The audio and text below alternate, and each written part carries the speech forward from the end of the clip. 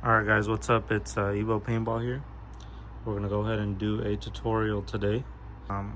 Here I'm going to show you two different methods. I'm going to show you the shaving cream method, and then I'm going to show you just the pot and water method. First, we'll start with the shaving cream method. So pretty much for a shaving cream method, you would need one of these.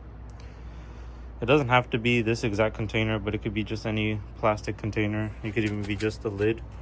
But you want something that your parts will fit in, covered. This one's a little too small, but I make it work. Just try to find something deep enough to cover your part. Obviously we're gonna use the shaving cream. Shaving cream, doesn't matter what brand. I just go for the ones that are kind of gonna have a good after smell on them. Because obviously the frames are going to start to smell like that afterwards. For the shaving cream method, I use powder dye. All right, here are all the different colors that I have at the moment. Make sure it is a synthetic dye. But pretty much on this side, that's what you're going to need. And I would grab yourself one of these. Just know that any of these utensils that you're going to use or any of these buckets, you're never going to use again for food. So I'd just pick like an old spreader. I would also just grab your old toothbrush, or just a soft bristle toothbrush that you're not going to care throwing away at the end of it. This is going to be used to clean up the frames afterwards, which you're probably not going to see in this video, but we'll see if I add it. Pretty much all you have to have is your parts ready. So today we're going to be doing some clear thins, and we're going to be doing some milky clear frames from the first clear ice drop. I'm still not sure what I'm going to do with these, but these ones I'm going to match to. So I want to do something with this color scheme. I'm also going to do his hard ears, because he has clear hard ears, like the OG ones that match this. But I want to get these done.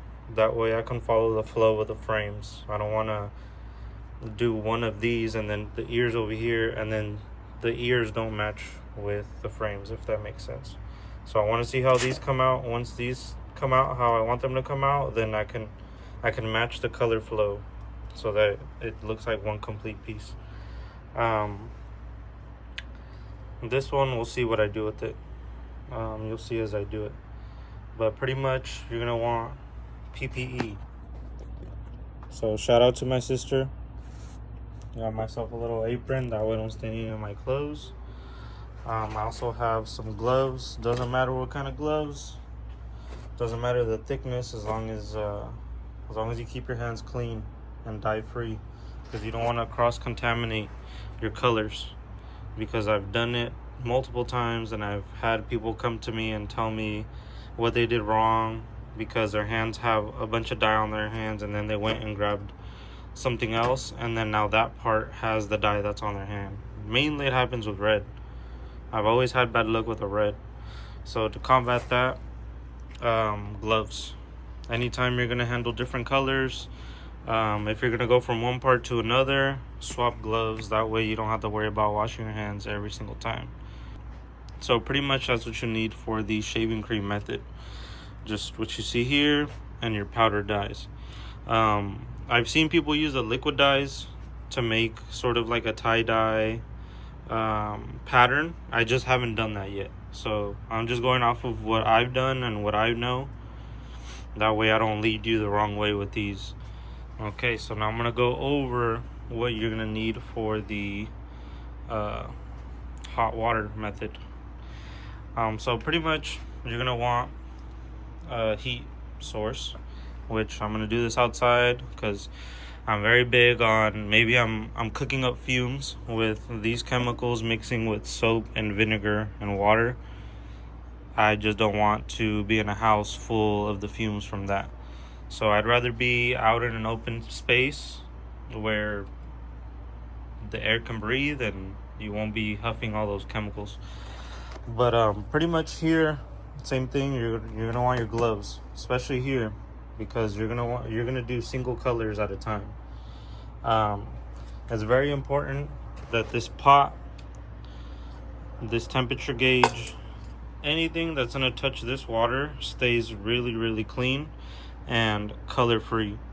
So in other words, if you start with your pink, you do all your pink business, and once you're done with your pinks, then you dump out this water and you thoroughly clean everything all over again. You don't want any traces of the last dye color. That we don't mix colors by accident.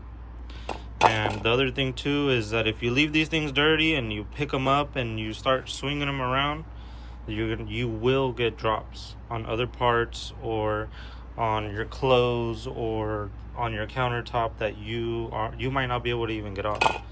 So for the recipe, you're gonna need your synthetic dye, which you can even use this powder dye too, but today we're gonna be using the Ritz. Make sure it's synthetic. We're also gonna be using a splash of this dish soap and some white vinegar. That's what you're gonna mix in with the water. This is what you're gonna use to mix. This is obviously so you can keep this from just being on the table. And I like to use these that attach right here to the side. That way you don't have to worry about moving it around or holding it. It could just stay there and you can watch your temperature. This you're gonna be using to clean the pot, because over time the dye will cook to the sides and you'll have to scrape it off. So this is very important for whenever you're cleaning. I use this same dish soap to clean everything before I go on to the next color. What else? Again, toothbrush to clean your parts once they're done. Obviously you're gonna need the parts that you're gonna dye. Here I have a complete pearl bomber that I'm gonna dye. Not sure exactly what colors yet, but I think it's gonna get dyed. What else am I missing? That's right, make sure to grab yourself a beer so you can relax.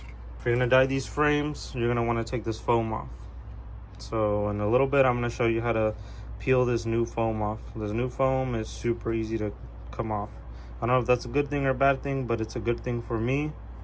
That's not that hard to clean up and keep these frames clean for the new foam that goes on them. So stick around so I can show you how to get them ready, get this foam off.